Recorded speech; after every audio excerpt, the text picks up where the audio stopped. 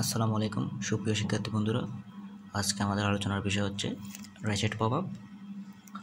Ratchet প্রভাব হচ্ছে মূলত মানুষের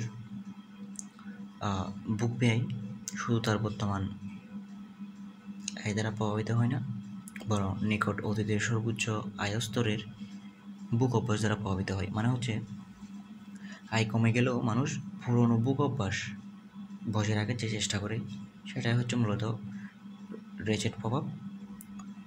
র্যাচেট প্রভাব হচ্ছে নিকট অতীতের তুলনায় আয় কমে গেলেও অনুপাতিক হারে বুক ব্যয় কমে না, তথা গড় বুক প্রবণতা এপিসি বৃদ্ধি পায়। তাই আয় ও বুক ব্যয় সম্পর্ক অনুপাতিক হয়, কিন্তু দীর্ঘমেয়াদে কম আয় উন্নত বুক অভ্যাস বজায় রাখা সম্ভব হয় না। মানে হচ্ছে দীর্ঘমেয়াদে কমায়ে উন্নত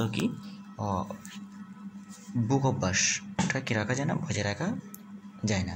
তাই র্যাচেট প্রভাব শূন্য হয়ে পড়ে, ফলে দীর্ঘমেয়াদে আয় ও বুকের মধ্যে একটি কী হয়, আনুপাতিক সম্পর্ক বিরাজ করে। একটা চিত্রের মাধ্যমে বোঝানো যাক। বিষয়টা হচ্ছে ভূমি অক্ষে ওএক্স বরাবর সময় এবং লম্ব অক্ষে ওয়াই বরাবর কি আয় ও বুক নির্দেশিত হয়েছে।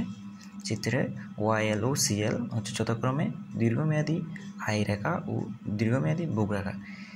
সিএস ও সিওয়াই হচ্ছে স্বল্পকালীন বুক ও স্বল্পকালীন আয় রেখা।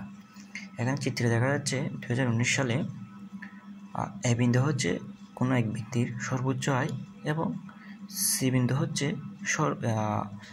বুক ব্যয়, মানে হচ্ছে সর্বোচ্চ কি বুক ব্যয়, ঠিক আছে। সেটা কমে 2020 সালে ব্যক্তির আয় হ্রাস পেয়েছে। সেটা হলো কি, মানে বি বিন্দুতে আসছে ব্যক্তির আয় হ্রাস পেয়ে, এবং বুক ব্যয়টা কোথায় গেছে, বুক ব্যয় হচ্ছে ডিতে।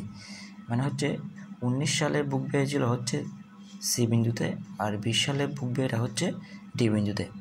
কিন্তু 19 সালে আয়টা ছিল ব্যক্তির সর্বোচ্চ মানে এ বিন্দুতে, আর 20 সালে আয়টা হচ্ছে এ থেকে হ্রাস পেয়ে বিতে চলে আসছে। মানে হচ্ছে আয়টা একটু কী হয়েছে, কমে গেছে। আর বুকটা হচ্ছে প্রায় 19 সালের সমান, মানে হচ্ছে বুক ব্যয় তেমন একটা কী হয় নাই, পরিবর্তন হয় নাই।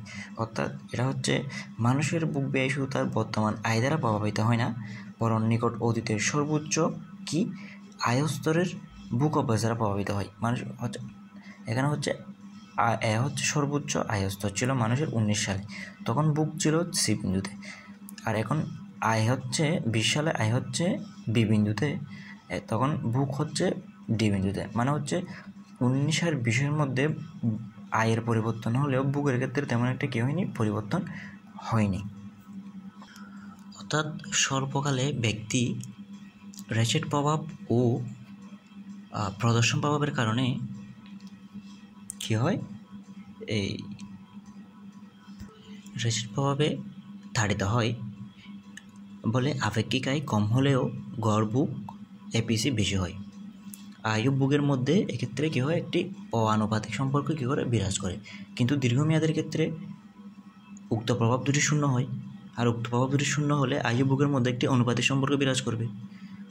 আর এভাবেই ডুজেনবেরির স্বল্প দীর্ঘমেয়াদী বুক অপভোগের মধ্যে একটি কী হয়, বিরোধিতার সমন্বয় সাধন করে।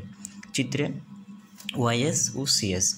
ওয়াইএস হচ্ছে স্বল্পকালীন আয় রেখা ও সিএস হচ্ছে স্বল্পকালীন বুক রেখা।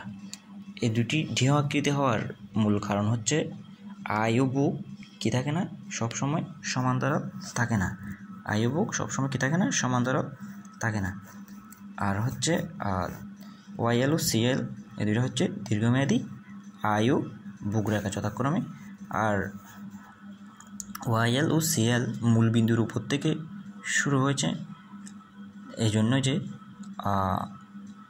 ব্যক্তির আয় ও বুক সবসময় কি শূন্য থাকে না, অতীতেও কিছু আয় বা বুক থাকে। আর সিএস আর ওয়াইএস ঢেউ আকৃতি হওয়ার মূল কারণ হচ্ছে যে মানুষের কি বুক এবং আয় সবসময় সমান্তরাল থাকে না। আর ওয়াইএস রেখা মাঝে মধ্যে ওয়াইএলের উপরে বা নিচে কী করে অবস্থান করে। আর এটাই হচ্ছে মূলত র্যাচেট প্রভাব এবং র্যাচেট প্রভাবের চিত্রের মোটামুটি একটা ধারণা। আশা করি আপনারা একটু হলেও উপকৃত হবেন, বুঝেছেন আশা করি। আর না বুঝলে একটু কমেন্ট করে জানাবেন। ধন্যবাদ। আসসালামু আলাইকুম রহমতুল্লাহ।